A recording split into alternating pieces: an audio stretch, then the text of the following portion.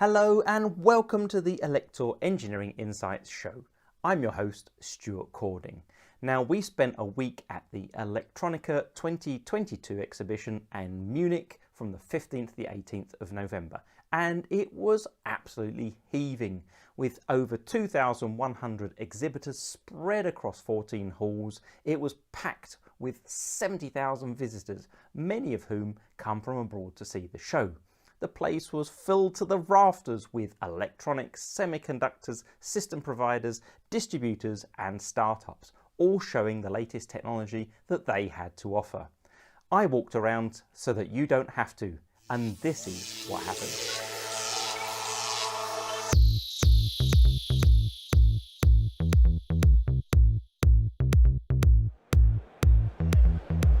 Now, there's plenty of innovation going on at Electronica 2022 at the onsemi stand. They've got the Mercedes here that was capable of driving 1,000 kilometers for the first time ever as an electric vehicle. And that machine is supported by SiC MOSFET technology from the team here. We've also been talking about the DC-DC converters and inverters that are based upon that technology, and also some top-cooled MOSFETs, which make it much easier to dissipate the heat out of those switching applications. I also caught up with Jared and found out more about their dual sensor inductive rotary solution, which gives you much higher accuracy at higher RPMs than previous types of inductive sensor. So hi Jared, lovely to meet you here at the onsemi stand, Electronica 2022. It's been so much fun, I'm really excited. Yeah, it has been fun, thank you.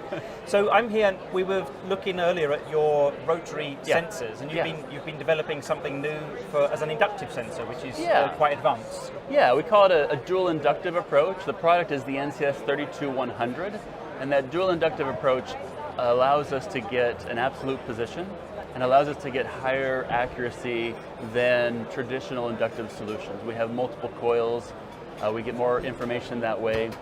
Inductive coils, they couple across the entire area. It's not a single point like optical or magnetic, and so that's one way we get more accuracy out of the same area. So what's the challenge with the single inductive approach? Well, one thing is you can't get absolute position, right? You can only get incremental position, right? And it's just less information. Dual inductive allows more information and absolute position. So you can power off the sensor, power back on, it knows exactly where it is. It provides absolute position without having to move the sensor at all.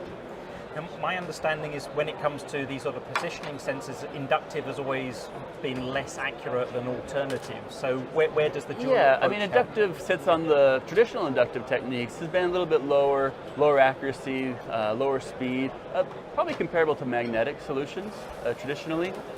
Our goal for this product was to go head-to-head with higher precision optical solutions. So we're talking 50 arc seconds, and we've done it. So our solution is 50 arc seconds, 6,000 RPMs at that accuracy. We can go at faster speeds as well, up to 100,000 RPMs at a reduced accuracy. So yeah, it's right there, right in the wheelhouse of optical solutions. We're going to go head-to-head, and maybe I'll talk about it now. The BOM is reduced, right? So an optical solution has maybe we've seen some that have 100 parts on multiple boards. 2 boards, you have optics on one side, receivers on the other, you have to get the expensive disc. So our total BOM is 12 parts. Wow. That's only 2 active components, our part and a driver. That's it. Now, typically these types of sensors have an analog sine wave output, maybe that has to be then processed by another processor. Is that the case with yours? No, in fact, we realized that an analog output, you have to have circuitry after that to process. You got to have an ADC, you got to have some DSP and a processor to calculate that information from the analog output to an actual position, to an actual velocity. We've integrated all of that into the NCS 32100. So what that means is customers can grab that part, drop it in place, like I said, a BOM of 12, and it's ready to go. We have default firmware that we program in the production environment, so it's ready to go with that default setting. And does that mean it's also possible to develop custom firmware? And is that something you help customers with, or do they do it themselves? Yeah, that's an option as well. If customers want to make a different size position sensor, a bigger diameter, smaller diameter, they want to do a custom interface or some custom filtering or other, bells and whistles they want to add to it, there is space in that processor to do their own firmware. They can modify our default firmware with customization. Now, calibration of these sensors can be a challenge. It can take quite some time to match everything up. How does it work with your solution? There's some sensors out there that take a very long time, like multiple minutes, 1 or 2 minutes to calibrate. So because we have the processor inside of the NCS32100, we have all of the calibration routines already in the firmware. So the calibration routine is very simple. You simply spin the rotor somewhere between 100 and 1,000 RPMs. It doesn't need to be precise. It can be, imprecise throughout that period, and calibration takes 2 seconds. That's all it takes. So super fast. So production environment, in a customer's line is going to be super fast and easy. So when it comes to customers, what are the sort of applications where these sensors are going to find their sort of best and ideal use case? Yeah, so these applications would be precision, high accuracy, position sensing, so robot arms, cobot arms, slip detectors in wheels, anywhere you need accurate servo drive control, servo loops in industrial automation. That's mostly where we're going to see the interest. If you're using an optical sensor with 50, 100 arcsec accuracy, come check us out. I think we can be a better solution, more robust, lower BOM. It's a really good option. So, hearing that we've got this much improved inductive sensor with that higher accuracy at high rotational speeds, I'm sure people would want to be able to try it out. What do you offer in terms of a development or evaluation solution? Yeah, good question. So we are fully released. We launched here at Electronica, and we now have evaluation boards ready to ship out that hook very seamlessly to our Strada Developer Studio. You download the software, plug it in, and it auto-recognizes the evaluation kit. It's easy to evaluate it right there. You can spin the rotor, change some functionality around, some bells and whistles in that program. But also the evaluation system, we designed it so the end part breaks off, just the sensor itself, so customers can start to prototype that in their system and put it right in. That sounds like a great idea. Well, thank you ever so much, Jared, for those insights on the inductive sensor. We wish you a great show. Well, thank you very much. I appreciate it. Have a great day. Also at the onsemi stand were new MOSFET devices sporting an innovative package design. Effective heat removal is a critical challenge in power applications, and MOSFETs typically dissipate through the underside into the PCB. onsemi's new TC-Pack 57 top-cool packaging allows heat to dissipate directly to a heatsink or the application's housing. This eliminates the PCB from the thermal path, leaving more room on the board and delivering cost savings. Just 5x7mm, these MOSFETs are AEC-Q 101 qualified and PPAP capable. The initial portfolio can operate at junction temperatures of 175 degrees Celsius, and they target automotive applications such as power steering and pumps. But what caught most people's eyes was the VISION EQXX, the all-electric Mercedes-Benz that completed a 1,200 km trip from Germany to England on a single charge. Part of this feat is attributed to the traction inverter featuring onsemi's VE-Trac SiC modules, helping ensure that 95% of the energy from the 100 kWh battery reaches the wheels. For reference, internal combustion engines only achieve 30%. Simon Keaton, Executive Vice President and General Manager for Power Solutions Group at onsemi, said, "The high efficiency of our SiC solutions allow customers to avoid trade-offs between the cost of the battery and the range of the vehicle. One of onsemi's differentiating factors is packaging expertise, enabling improved heat dissipation and higher power output that delivers a smaller footprint than the closest competitor in silicon carbide." Now, every application needs power of some kind, and there's always that question to make or to buy. Now here at TDKLambda, they have a modular solution, which means you can get a lot of flexibility without having to go through all the challenges of designing and qualifying the power supply yourself. I spoke to Chris to find out more about MU. So hi Chris, here we are at the TDKLambda stand, and it's Electronica 2020, which means there's always some new technology to share with us. Yep. What have you been working on? Well, thanks Stuart. First of all, it's brilliant to be here. It's nice to see all our customers and colleagues as well. From around the It's world. been 4 years, hasn't it? Oh. It's been such a long time. It's a relief Yes. as well. It feels so much more natural as well. I think sometimes we have too many Teams calls, but this is really refreshing. But what's new? So we have a new product. So it's a modular product. So it's a power supply. So it's new. So this is the fella here. So it's quite a small power supply. So TDKLambda, we actually invented the modular format back in 1979. I was just a small boy. I was 9. Okay, but I wasn't much. I was a little bit younger, but not much. But the modular format is really useful for customers. It has really good flexibility. And so the module is actually in 2 stages. We have the high voltage converter or rectifier, where we take the mains input, we convert it to a relatively high voltage DC, and then we use multiple DC-DC converters on the output, which our customers can choose. So they can choose, say, a 5, 12, 24, 48 volt converter. But also those DC-DC converters are adjustable. So you can adjust those up to about 54 volts. And even more flexibility, you can connect them in parallel to increase the power, or you can connect them in series and increase the voltage. So it really is an easy way to install power and actually optimize it in a standard format to the application as well. So the modular concept is very clever with the rectifier, the power factor conversion at the front. How many modules though can be fitted into this type of design? It's a 1U design, isn't it? It's a 1U design. So I'm not sure if you can see that, but we have 4 modules, so you can see them here. So these are the outputs, but also we have an option board which allows us to have an additional voltage out. So we have 4 output voltages plus an auxiliary voltage as well for housekeeping sort of systems as well. Now, when we talk about power and obviously the current climate we have with energy issues being delivery of energy, gas, electricity prices rising, efficiency is the number one thing, and efficiency in power supplies is linked back to heat. Yes. So what innovations are there in this in order to make sure cooling is working correctly and we don't get too much heat inside running at full tilt? And Stuart, that's really a good point, because heat is a killer for a power supply. And every 10 degrees C rise we see inside, you halve the life of the power supply. So you raise it 20 degrees, you really are reducing the lifetime. So what we've done is we've done quite clever design.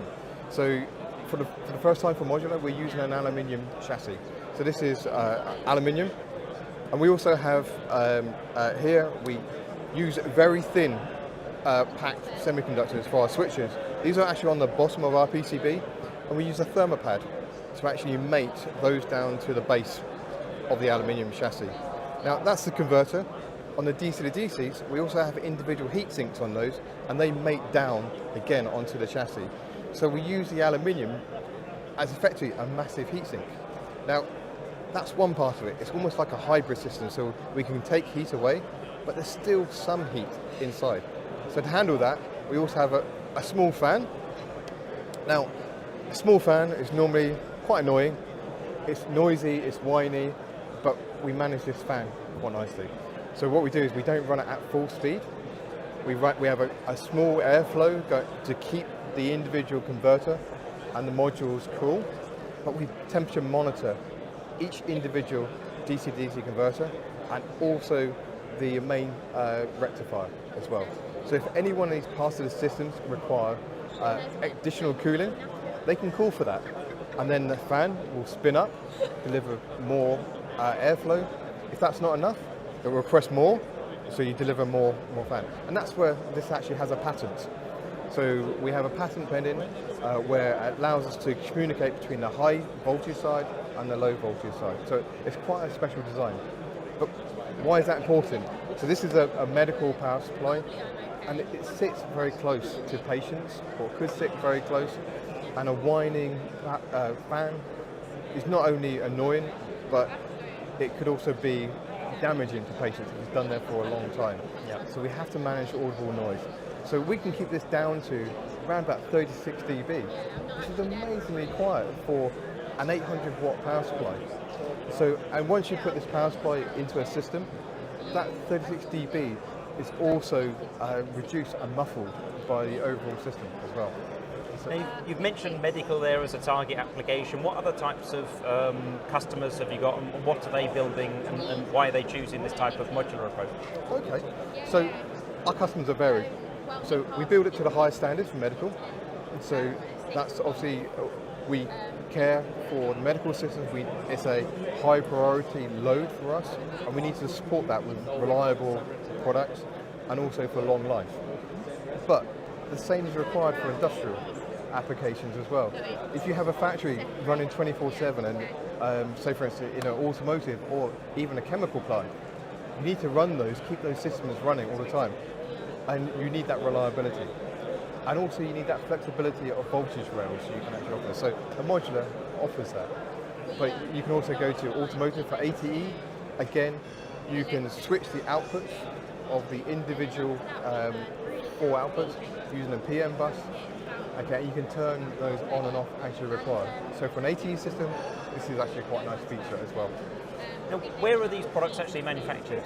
So they're manufactured in the UK. It's designed in the UK. We did all the validation again in the UK. In fact, we also we're actually expanding our factory because of new. This is part of the business plan. So we put in £11 million worth of investment. We're increasing our floor space for production equipment by 50%. So it's a really good news story for the UK.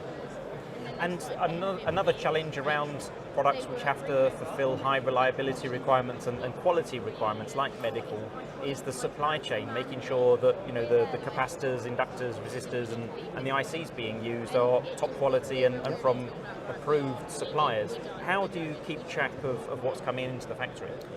Really good question. So we invested a number of years ago in a design and validation test lab. So this is full EMC chambers plus X-ray equipment. Also we can stress components. So every component, even before it hits the board, we're evaluating whether it's actually meeting the specification. And we don't just measure one. Okay, if we have it on a reel, we'll measure components further on down the reel, just in case there's a difference between the whole system. So we can check that.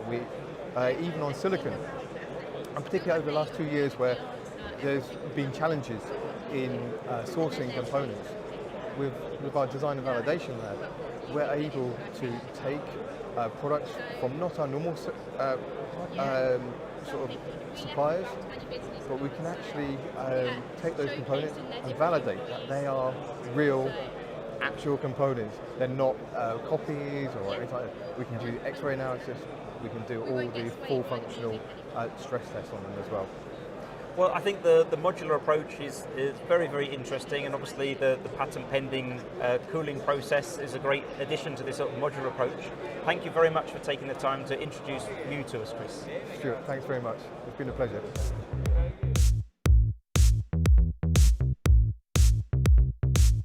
Now, a lot of the hype in the semiconductor industry is around the highly integrated chips, but we also need the discrete parts too to make highly efficient power conversion technology.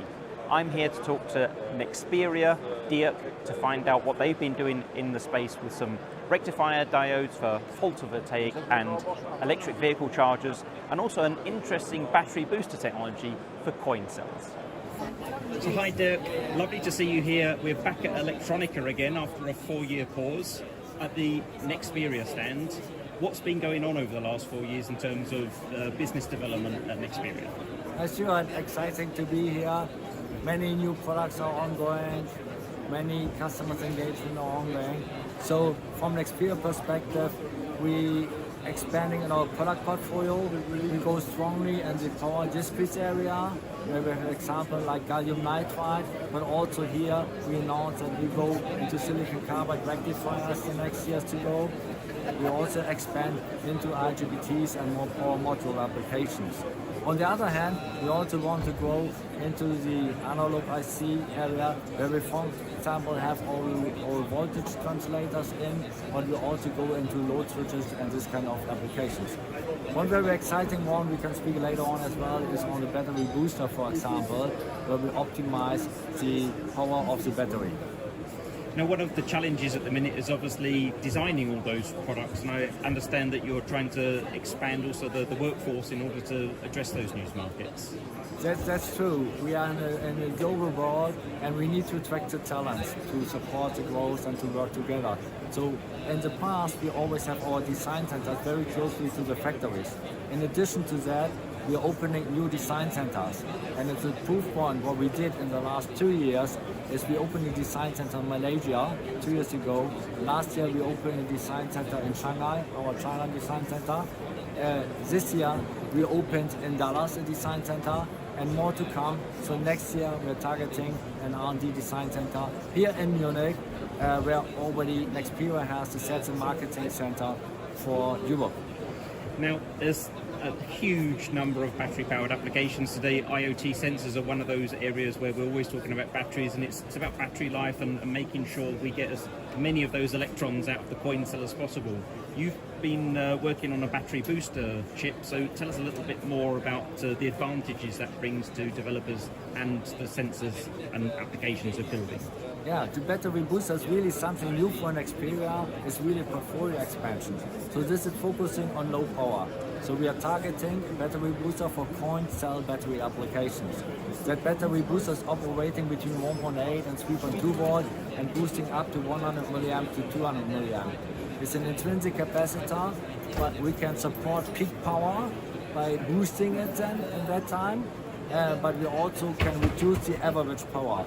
With that new technology in-house, we can expand the battery lifetime of a coin cell by 5 to 10 times. We're also in the middle of an energy crisis. We're trying to use every electron as efficiently as possible. In the space of power conversion, for example, as well, it's really important to make sure those diodes are really allowing us as much efficiency to be achieved in switching power supplies as possible. What have you been doing in that space? Many things. Energy efficiency is all over around. One example, what we just launched, is a rectifier, silicon-based rectifier in 650 volt, and a new package technology, a clip-on flat power technology. We call it CFP, for clip-on flat power. That has the advantage that the forward voltage is as low as 1.2 volt. We are targeting applications on onboard charging for a 7.2 kilowatt single phase inverter, as well as we're targeting applications for photovoltaic inverters, single phase inverter. Efficiency becomes crucial, and Nexperia contributing to the power efficiency. Well, thank you for giving that update about the technology that's being developed here on the show today, and we look forward to seeing what comes in the next 12 months. It was a pleasure. Thank you very much, Stuart. Thank you.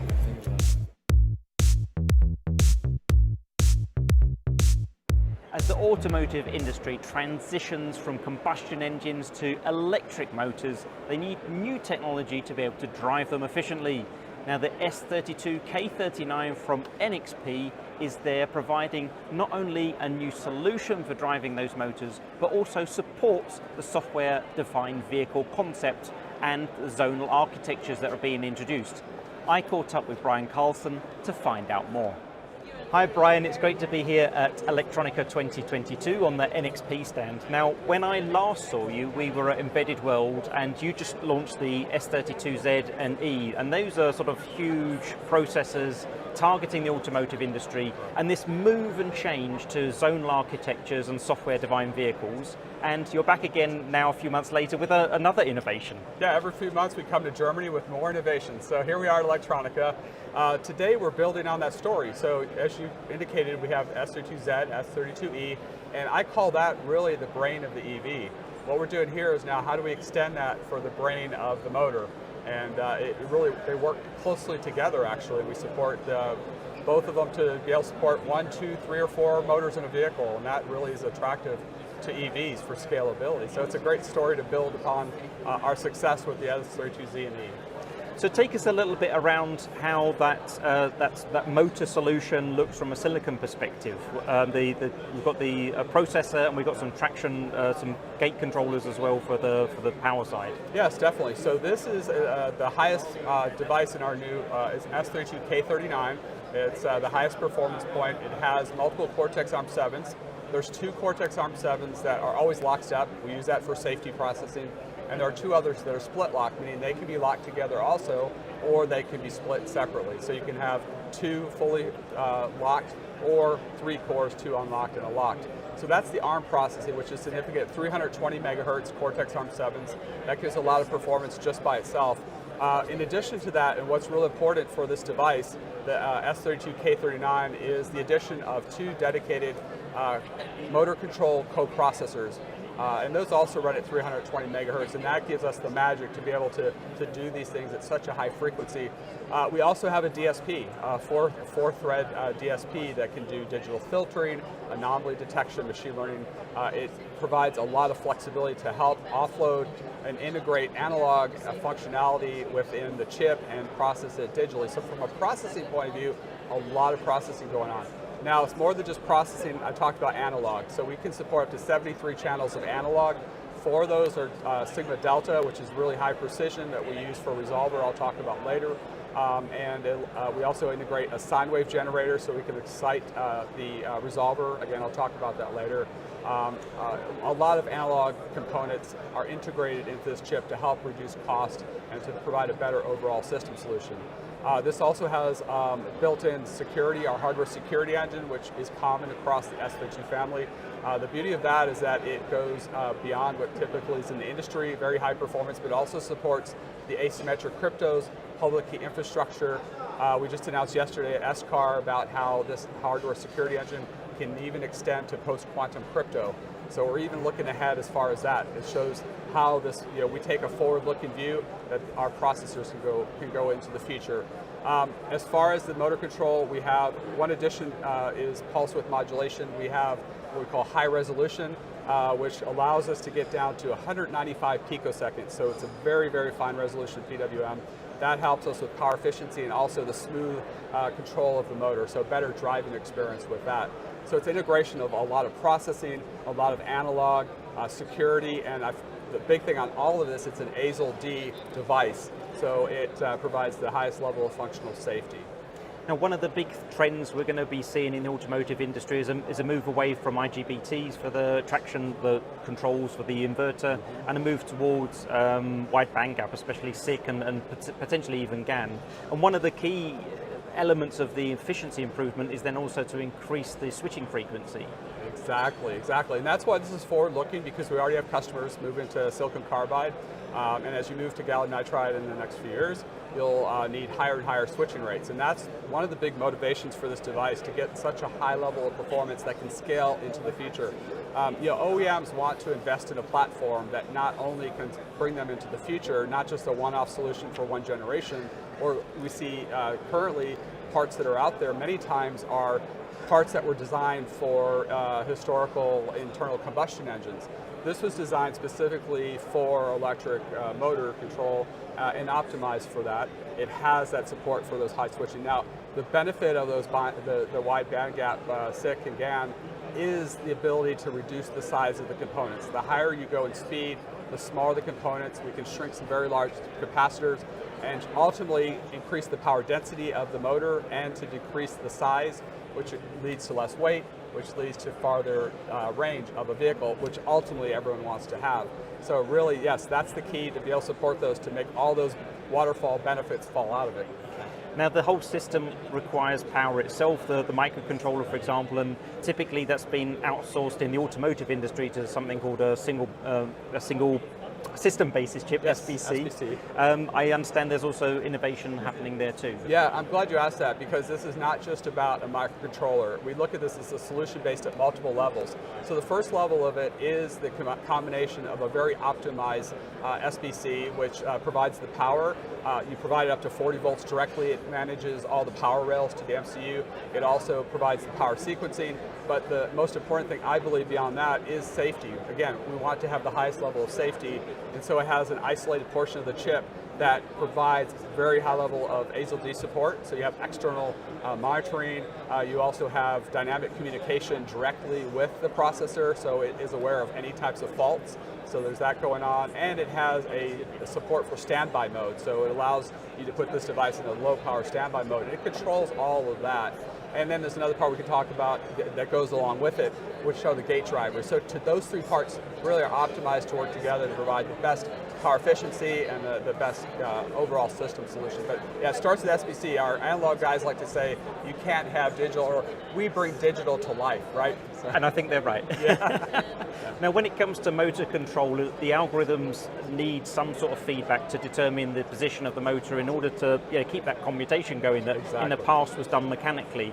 Resolvers are typically needed in that case, and you normally have a chip dedicated to that. Is that the case here? Yeah, so that's one of those innovations of how we bring in some of those capabilities inside the chip with the analog integration, digital processing, DSP, et cetera.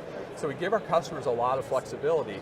So in case of a resolver, that's a mechanical, like a transformer rotating around with the motor. We actually excited, that's one of the integration. We have a built-in sine wave generator. We generate the excitation, it generates a sine and cosine. We're able to bypass a chip, get rid of a chip off the board that's a resolver to digital converter, RDC. We bring that into the chip with the analog integration and our software, which is ASIL-D safe, and that's actually something that's new. Some people do software resolvers today, so that's not totally unique. It is a big important point that we can do, but we also take it to the next level for ASIL-D support.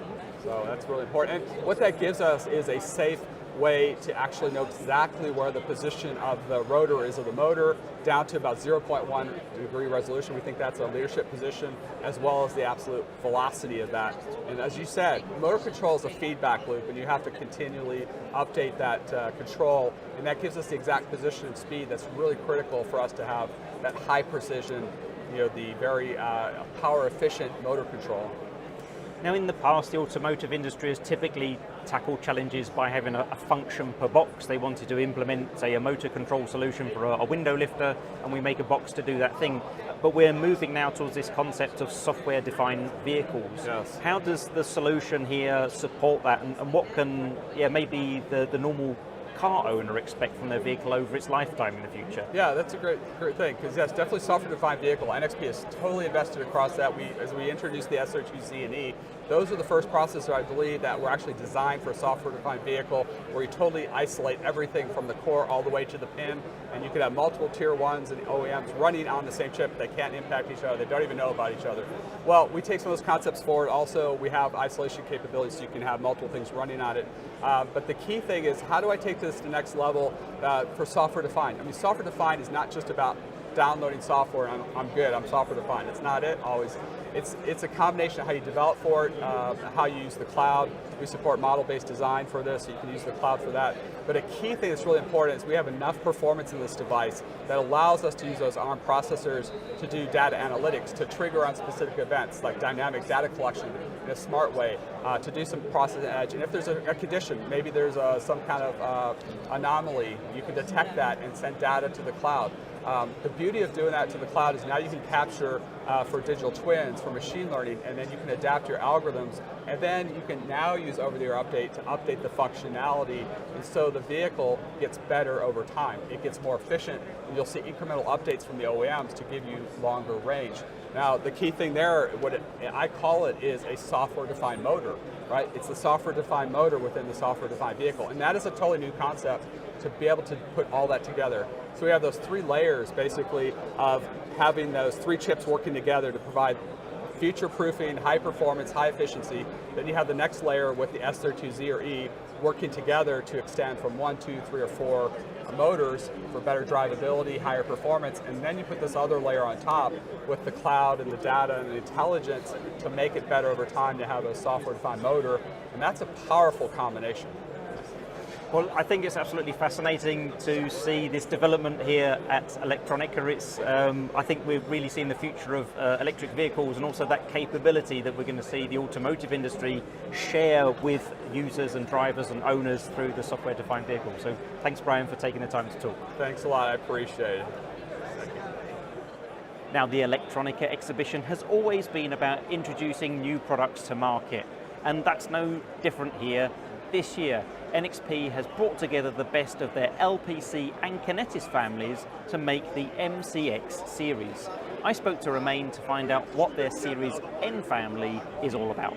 So hello there, Romain from NXP. We're here at the Electronica exhibition 2022, and you are introducing a new series of microcontrollers. Could you give us a bit of an insight as to what MCX is?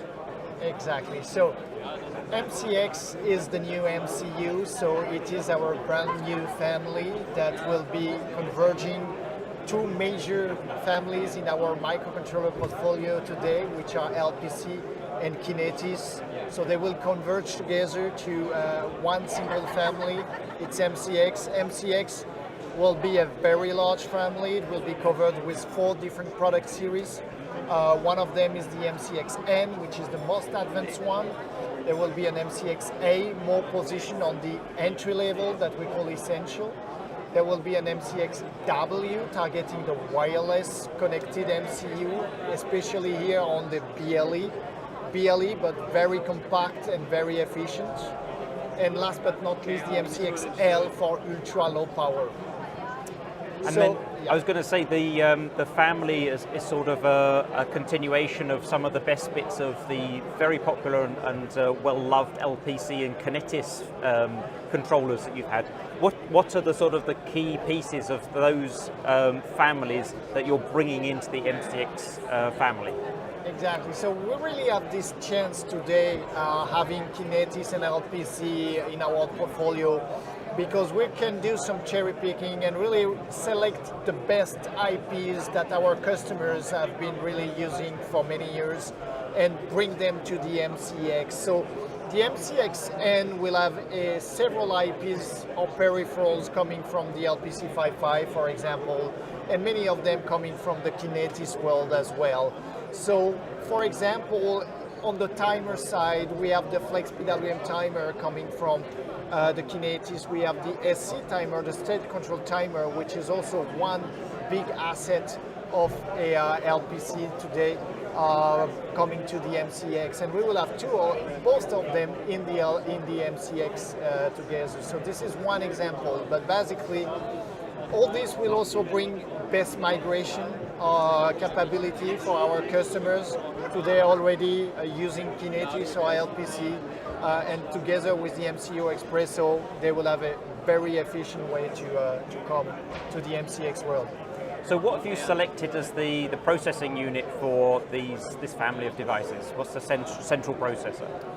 That's a good point. So for the sake of scalability and deploying such a large family, scalability is really one essential target that we have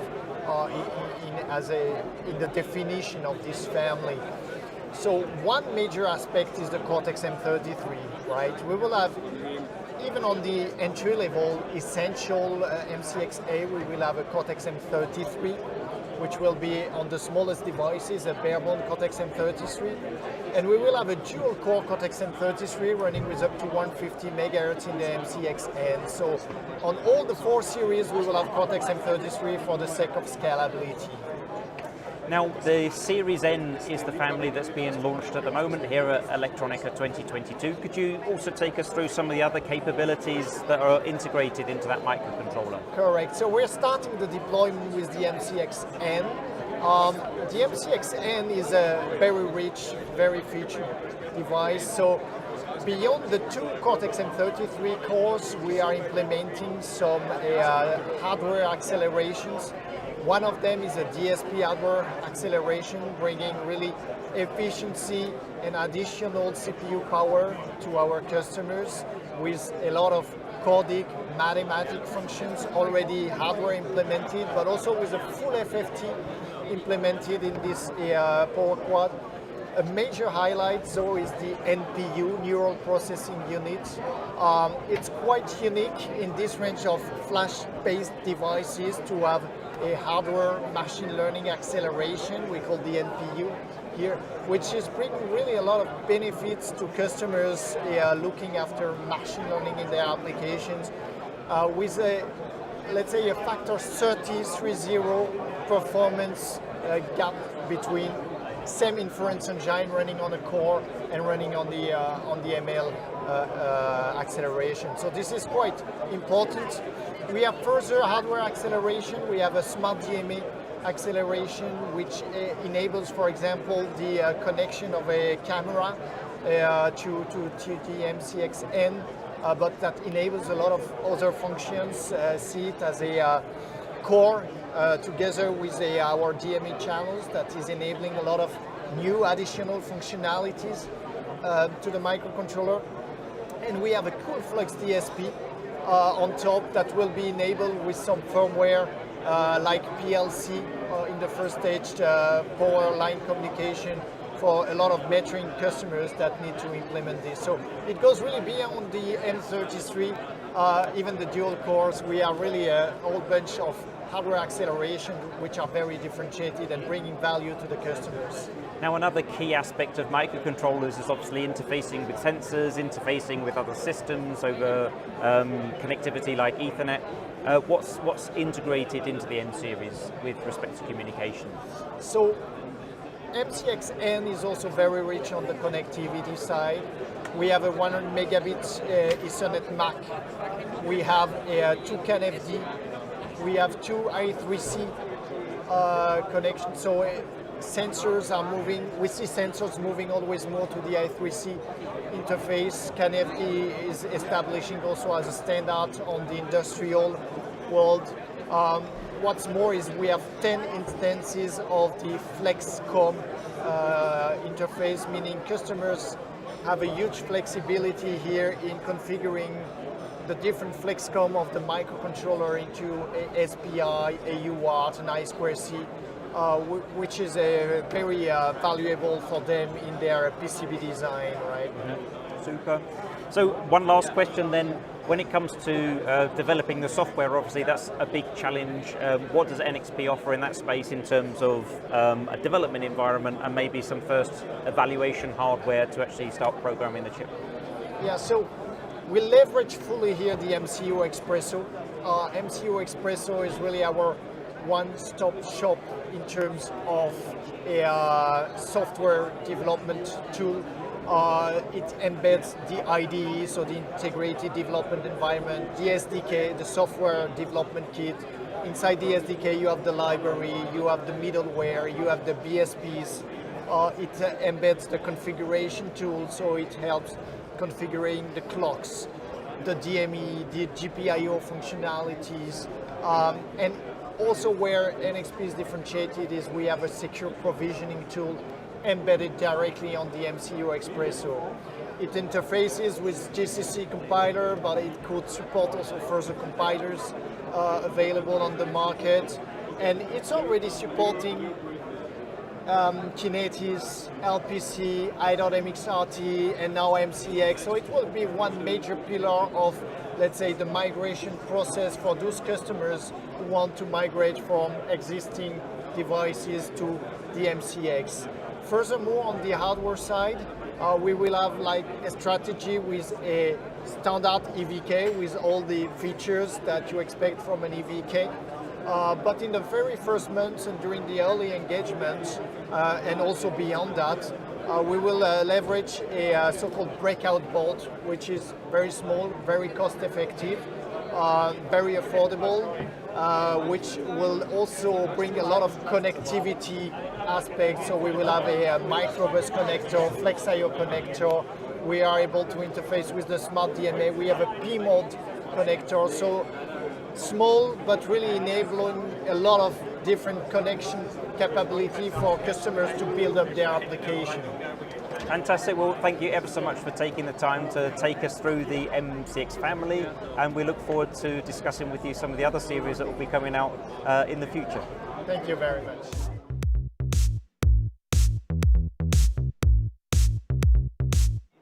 Now, in order to make a lot of the applications that engineers create, we need sensors. And I've been here at TDK to find out what they've got. We've been looking at some 6-axis sensors for the automotive industry. There's also a fantastic robotics board with 8 different types of sensors on it, and motor control and a machine learning algorithm that can recognize voice commands. That's a great way, an easy way to get started with applications. But perhaps the thing that surprised me the most was the virtual reality headset, which is a laser-based system that projects directly onto the retina. So Fukuzawa-san, it's great pleasure to meet you here at the TDK stand for Electronica 2022. Now you've been busy developing something for augmented reality glasses. Could you tell us a bit more about this laser technology? Okay, yeah, sure. Yeah, thank you very much for stopping by. So this is our laser module. So this laser module is the full color laser, 16.2 million color can be irradiated. And compared to the conventional full color laser module, so it is 10 times smaller, 10 times lighter, and it can be assembled with the frame of the glasses. And so one of the worries people have about lasers is that they can damage their eyes. So what sort of power is going out in laser in this, because it projects onto the retina? Yeah. So everybody asks such a kind of question, but for this kind of projection, so the laser power is only a few microwatt level, which means it's weaker than the fluorescent light. So it's quite safe, yeah. Now we have a augmented reality laser output here, and in the side of here is the laser is built in, projecting it round a light guide essentially, and that should project the image onto my retina. Now I've not tried this out before, so I'm going to try it out now and share my experience with you. So as I bring it up closer, I should be able to see a, oh wow, that's incredible. So as I bring it up to my eye, all of a sudden I can see right in front of my, I can see beyond, I can still see the camera in front of me, I can see the other people here at the stand, but they're in the middle of the frame. It says TDK ultra small laser module, direct retina protection demonstration. And yeah, it's very clear, very sharp. There's also a picture of a drone there delivering a small box. And it's quite a nice experience because I think with VR glasses often you have that feeling that, yeah, you feel a bit dizzy and confused, trying to concentrate on things that are far away, but you're actually focusing up very, very closely. But this feels quite comfortable, and obviously this is just a demonstration currently, and would probably fit better with my glasses. I need glasses to see well on a normal day, so it's a little bit fuzzy beyond, but I can see how this would actually work as part of an augmented reality system. So very fascinating and a lovely experience. That's incredible. Now, what type of industries do you think would be able to use this type of virtual reality and augmented reality technology? What's your target? So of course the consumer target for the augmented reality. So augmented reality means you can simultaneously see the real world through glass. But by using this technology, you can get the information on glass without adjusting your eye focus. So this is a great point. Exactly. Fantastic. And is this a technology that is completed and can be bought by people, or is it still in development? Still development. So this is the proof of concept. So it will take 2 more years for the production. But I think it's a good stage right now. I absolutely agree. I've just tried it out. I think it's absolutely incredible. Okay. Fukuzawa-san, thank you very much for your time and taking us through this technology at the show. Yeah, thank you very much for the interview. Thank you. So hello Simone, nice to see you here at the TDK stand Elektor 2022. Now you've been busy developing some sensors for automotive that provide us some insights as to where the car is positioned and what the position are of, for example, doors. Can you give us a bit more background on those technologies? Sure.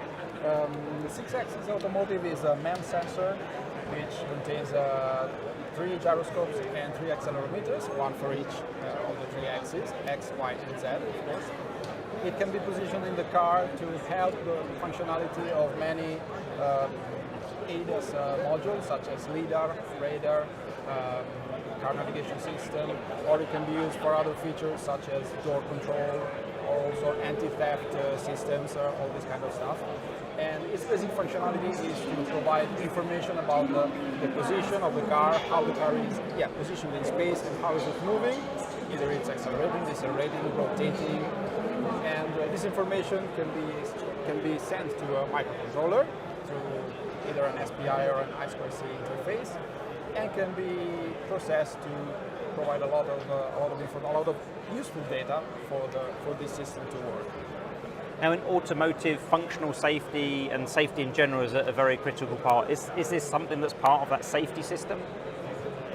Sure. Okay. This very product is not for safety application, but nevertheless we have in development a product for up to ASIL B application, and we have a roadmap for increased ASIL levels for the future, because of course it's a very interesting and very useful features for the automotive products. Now, one of the key things for engineers is getting started. What about evaluation boards and software? Sure. As TDK Innovate, we provide a development kit that is a board which equips our 6-axis automotive sensor plus a microcontroller. And through registering on our website, on the developer corners, you can download the software, graphical user interface, and the low-level drivers to operate with our product and develop your own application. Well, thanks Simone for those updates and insights around the MEMS sensor. It sounds like a great technology for automotive, and hopefully we'll see it in some vehicles soon. Thanks to you for visiting. So you've been very busy developing a very universal board for robotics. Can you tell us a little bit more about the sensor technology that's been put into that? Yes, so we have built this board, we call it RoboKit, and the idea is to introduce the TDK technology, sensor technology, into the robotics market. So we built this RoboKit board with multiple TDK sensors on it. Like it has IMU, pressure sensor, temperature sensor, magnetometer, it has microphone, it has motor controllers, and it also has ultrasonic range sensors.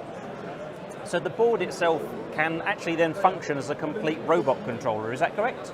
Yes, that's right. You could build full robot using just that board. The board also has the battery connector, so you just connect the battery, you connect the motors with the wheels and chassis, you have the full robot. So how many motors can I connect to this board? You can connect 2 motors, like basically for 2 wheels you can connect. And in terms of the ultrasound sensing, how many sensors am I able to attach? You can connect up to 9 ultrasonic sensors. We have 9 connectors for the ultrasonic sensors. Now, looking at the robot demonstration you have here, which I think is a really lovely solution, I also noticed that you've implemented some voice commands. How are they done? Yes, so basically, as I mentioned, the board has the microphones on it, and it also has ARM M7 MCU. We have implemented machine learning algorithms which take the audio data and interpret the commands. As of now, in this particular implementation, it can detect 4 commands: go, left, right, and stop. Fantastic. And what sort of applications do you think customers and engineers will want to be putting this type of technology into? It can be used in robotic vacuum cleaners, service robots, and like many other robotics applications. Now, robotics and robot systems, there's a trend at the minute to move towards the robot operating system, or ROS. Do you support integration with ROS systems? Yes, that's a very good question. So basically what we did is, as I mentioned, it has ARM M7. If that is definitely for the bigger projects, that is not sufficient. So what we did is we implemented ROS drivers for all the sensors which are available on the board. And those ROS drivers can run on Raspberry Pi or any other Linux-based single board computer. So you can connect RoboKit board to the other boards like Raspberry Pi or NVIDIA Jetson, and run the ROS drivers on it and build your application on top of it. Well, I think this is a really lovely application. It's nice to see so much technology in one place and it made so easy to use. So thank you for taking the time to explain it to us. So thanks for having me.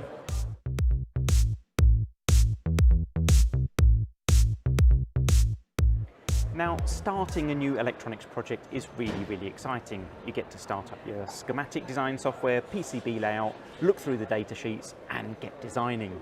But it's a long, weary process sometimes and take a long time before that first PCB is ready. I've been talking to Tobias from Celus here to find out how that can be really, really sped up and give you a board in as quick as 30 minutes. So hi Tobias, it's lovely to see you here at Electronica 2022 at the Celus stand. You were previously also part of the Elektor Fast Forward Awards a few years ago, so tell us a little bit about what Celus does and give us an introduction. Sure, great to have you here, Stuart. Thank you very much. I'm Tobias, I'm one of the founders of Celus. And yes, indeed, we actually were at Elektor Fast Forward when Electronica happened last time, so 4 years ago now, quite a long time passed. And we at Celus, we offer a software solution for electronics engineers to design circuit boards in the fastest possible way. Basically, it is a design tool where they can go up in abstraction and describe the needed requirements of the system, and we automatically turn that into a component selection, a schematics, and a first prototype of a layout. Is it interesting, so you were showing me the system earlier and sort of compared it a little bit with software. So when we do hardware design, normally we sit down, we find components, we make a schematic and then we start working on a PCB, but in the software world we've increasingly moved to sort of a modeling approach where we describe in blocks what we want, and that's what we see with Celus, isn't it? Yeah, that's to my mind the perfect analogy. If you think in the most extreme case in software development, at least, no code environments, website builders, what you're really doing is you're dragging around boxes defining the requirements. Everyone talks about how the website should look like. No one really has to think about what you need to do to make that box now red or green. And in the end, it's still source code being generated, it's machine code running over the CPU instructions somewhere in the cloud. But no one has to care. And that's the big difference to a circuit board design. If you want to design a board like this one, it's very different. You're on the lowest implementation level, you could say. An engineer has to make the decision of what component to use, even down to what resistor to put there and how do I connect that to my design. And that is like if the software world would write not even assembler, but would write CPU instructions line by line. And if you would go now to a software team and tell them, hey, from tomorrow, you switch to developing only like that. They're going to tell you, yeah, okay, then see you again in 100 years, because that's how long our project will take now. And we somehow accepted that that is okay in electronics, and we think it's not. We think that especially with the increasing need, the increasing complexity of electronics, compared with, or combined with the slowing down, or basically less and less electronics engineers graduating, how do we bring these two things together? That can't work. And we see automation as not just the best way of doing that, but to be honest, the only way I can imagine of doing that. Otherwise, we won't be able to keep up with the demand and with what we need to do.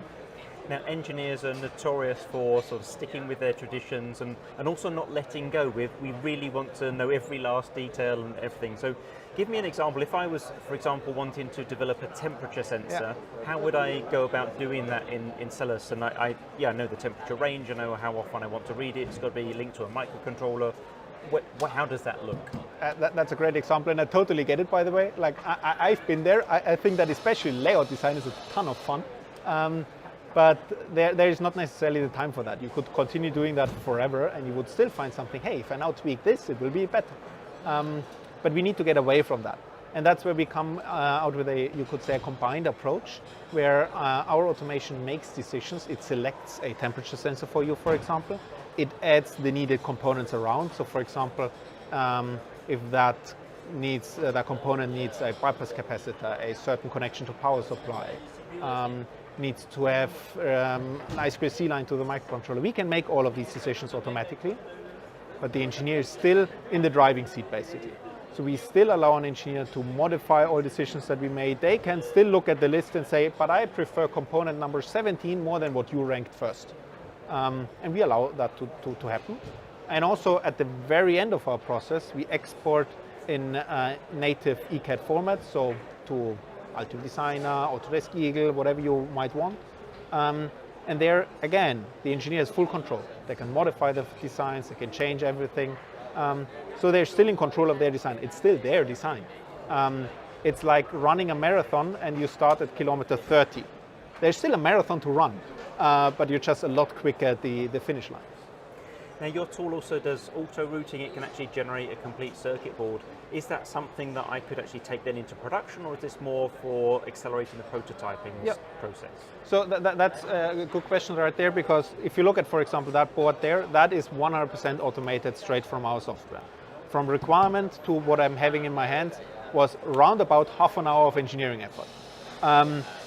But that's very key part is who is focusing on what. And we really see that engineers should focus on what is most complex, and automation should take the manual repetitive part away from that. And we at Celos, we drive first and foremost into automating schematics and component selection and master that. And layout is mostly exporting to the ECAD systems, provide a good floor planning proposal, provide a functional, fully routed prototype, but it's just that, it's a prototype. It's still the engineer then in command, in finalizing it, in optimizing it, and really making it a stellar product, and that then goes to production.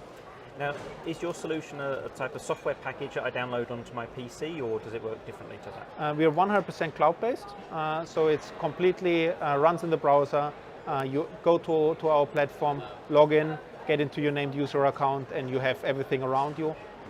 Can also collaborate with your team and your entire company actually over our platform.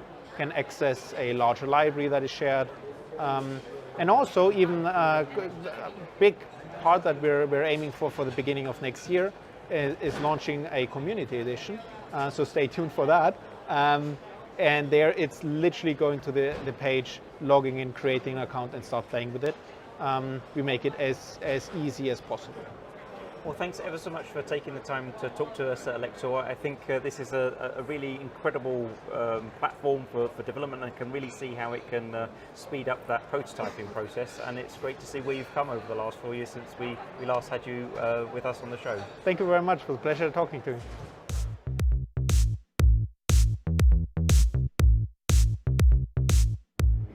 2 years into the COVID crisis, and we still have lots of semiconductor supply chain issues. I stopped here to talk to Paul Romano from Fusion to find out how they're helping their customers fill that gap. So my name is Paul Romano. I'm COO and head of all quality for Fusion. So Fusion is one of the world's largest open market distributors. And our role is to support our customers in a number of different ways. So principally, we solve problems when they can't get the parts from their normal sources.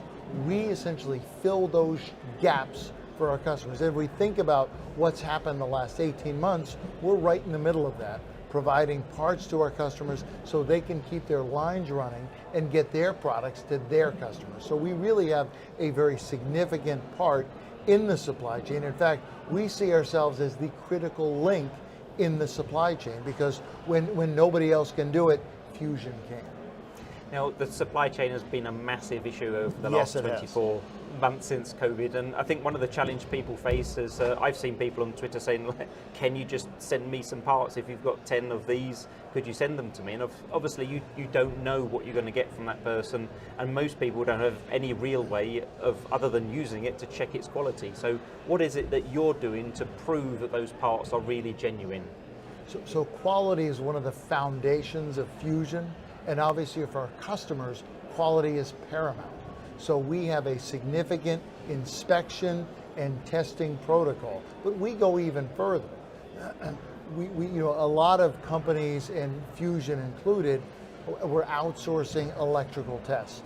And one of the unforeseen outcomes of the shortage was there were a lot of new players that came into the market sourcing parts, and everybody wanted everything tested. And so there's a finite number of test houses. So lead times at test houses skyrocketed from 2 weeks to 5 weeks to, in some cases, 8+ weeks. We were doing everything we could. We used a number of test houses to try and spread our work out. We paid for overtime, but in the end, none of it was helping. So to solve the problem, and Fusion believes in always solving problems, we acquired our own test house. In February of 2022, we closed on the acquisition of ProSemi, Singapore's largest test house. That now gives us significant electrical test capability. It gives us services, baking, tape and reeling, and IC programming. It gives us significant extra analytical capabilities, scanning electron microscopy, EDX, Fourier transform infrared spectroscopy, cross-sectioning. So ProSemi has really allowed Fusion now to be a true end-to-end solution for our customers. We can source, buy, inspect and run through our labs, and then send to ProSemi, who Fusion owns, and have testing and further analysis done, provide a report to our customers to ensure that everything is as it's supposed to be. And that's what Fusion guarantees, quality. So you were saying that the time for that testing process had got up to around 7 to 8 weeks. What have you managed to bring it down to through this new acquisition? So the acquisition of ProSemi allowed us to do a couple of things. First of all, it allowed us to get a lot of additional data. So we were able to take all of ProSemi's die data, all of ProSemi's inspection data, and add it to our own. We now have the largest die database, we believe, in the industry. And we also have one of the largest databases of inspections and digital photographs of devices in the industry. So we've been able to do that.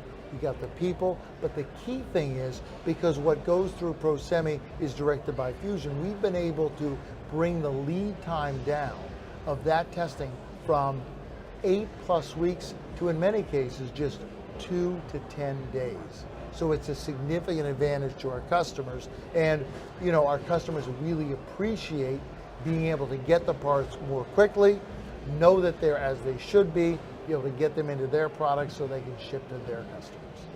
Now obviously you're not manufacturing these chips, the right, chips nope. that are coming in are manufactured by the well-known names in the semiconductor industry.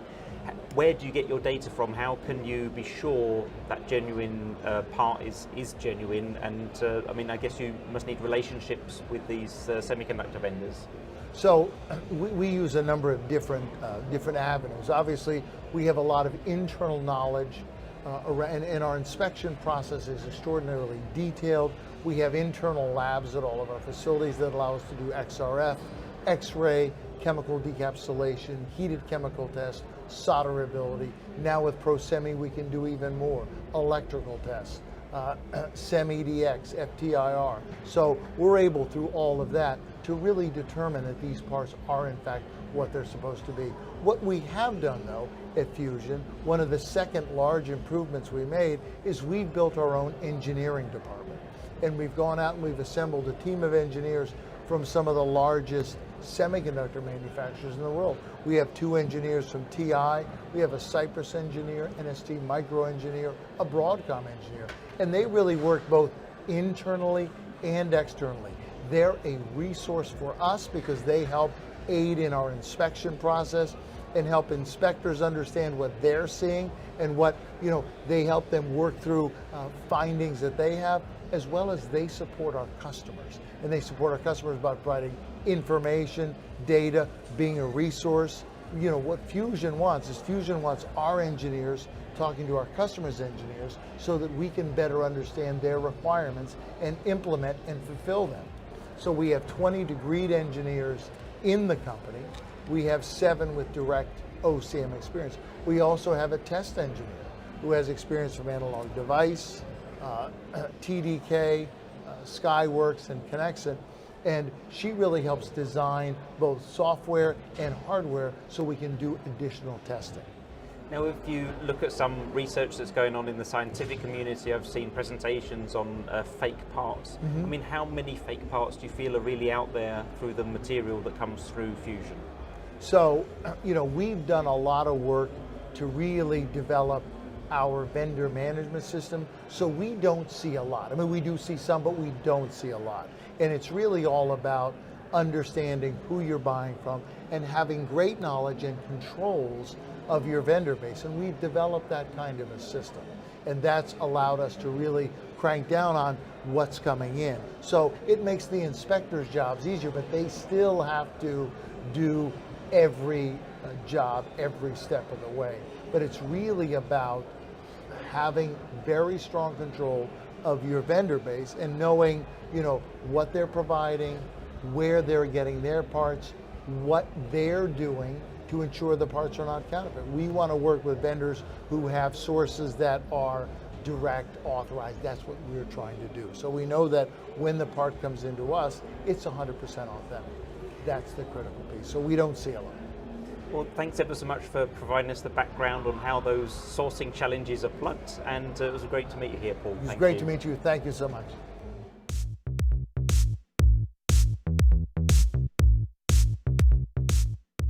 The last stop on my tour around the halls of Electronica was to see Hafiz Khalid from XP Power. Historically, the group is known for its expertise in low voltage power supplies. However, since 2015, they've invested heavily in high voltage, making several key acquisitions. I asked him how their portfolio has broadened and what new applications they can now support. Yes, as you said, XP Power has been a very established name globally for low voltage power supplies in healthcare, industrial and semiconductor applications. And over the past 7 years, we have been on this journey to address these customer applications in the industries that I just mentioned.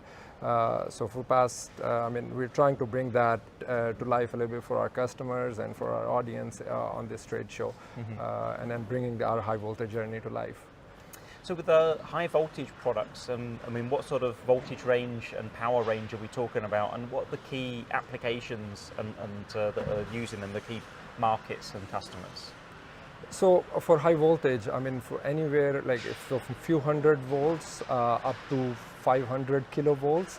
So the range is pretty significant, pretty wide.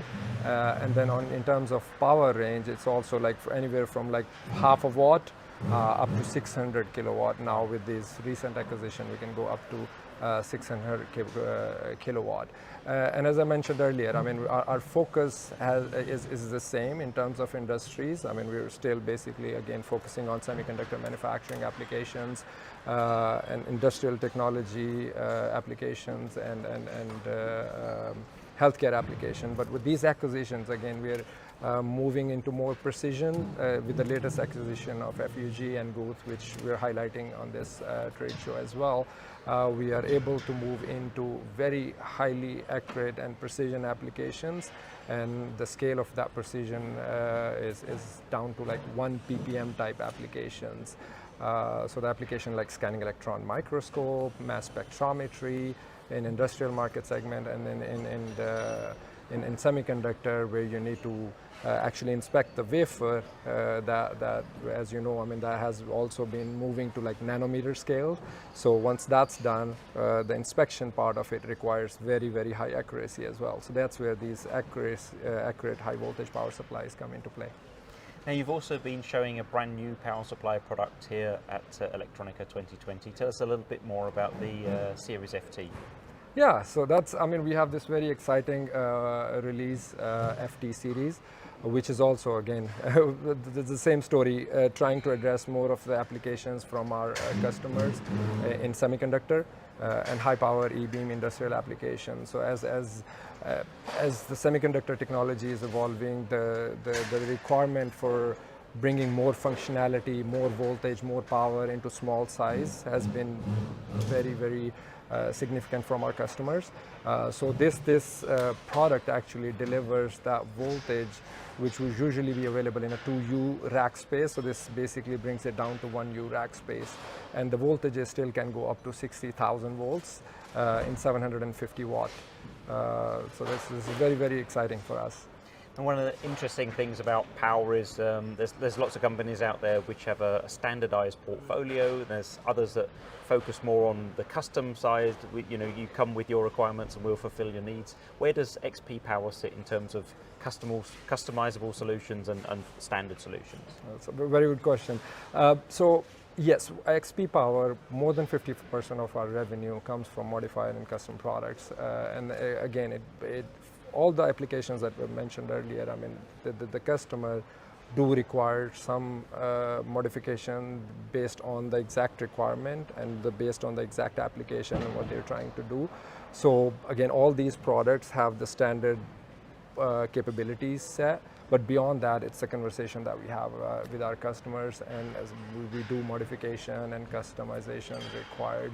And as I said earlier, I mean, these new acquisitions, FUG and Goose, they just take that customization to a very next level. I mean, we can customize anywhere from like a capacitor charger, a high voltage power supply, to a very, very big system for high power E-beam applications, E-beam welding type applications as well. Well, thanks for giving us an update on what's going on at XP Power, but especially with the high voltage and the tight integration with the semiconductor manufacturing industry. It's very relevant for Electronica 2022. Thanks for your time, and we look forward to catching up again soon. Thank you so much. Thank you, Stuart, for your time as well and visiting us on the booth. Thank you.